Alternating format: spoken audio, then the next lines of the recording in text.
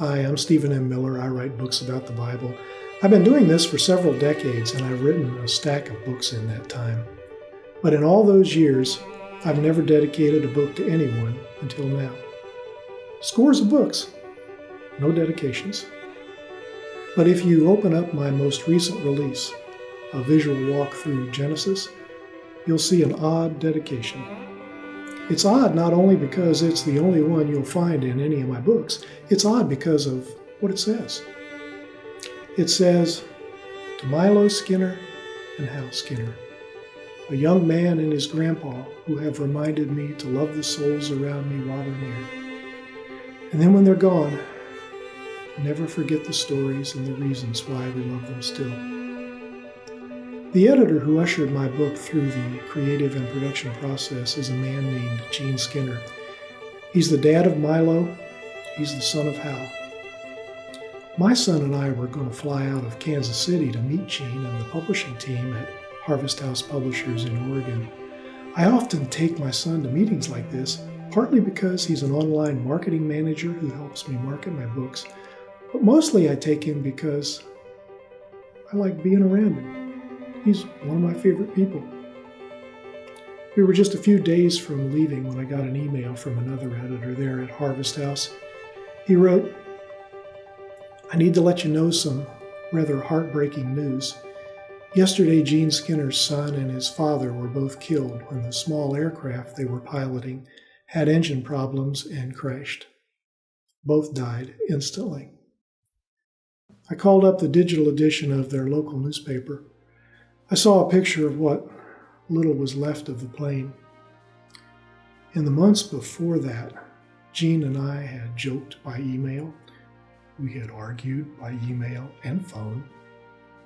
We created books together by email and phone and Federal Express.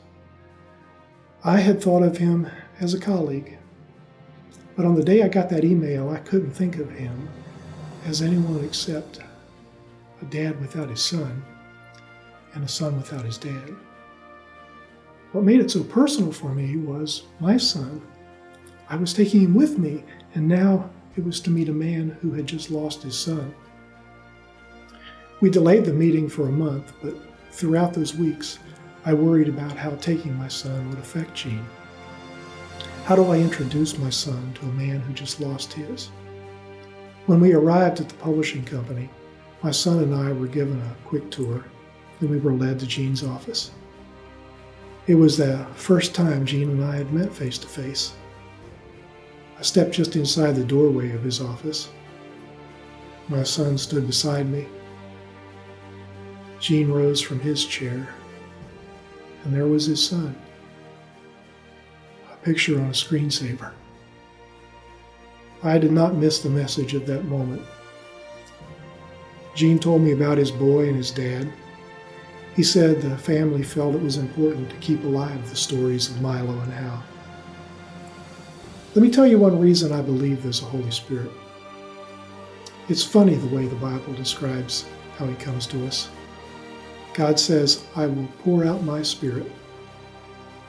That's what it feels like when he comes to me on rare and special occasions, like the day I got the idea to write the dedication for the book.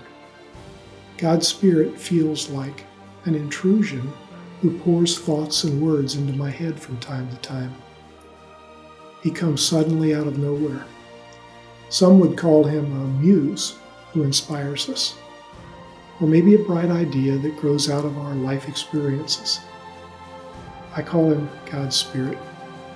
And when he intrudes to pour an idea or a word into my head, sometimes I'm so delighted that I stop, I look up and I say, "Thanks." That's why there's a dedication in this book.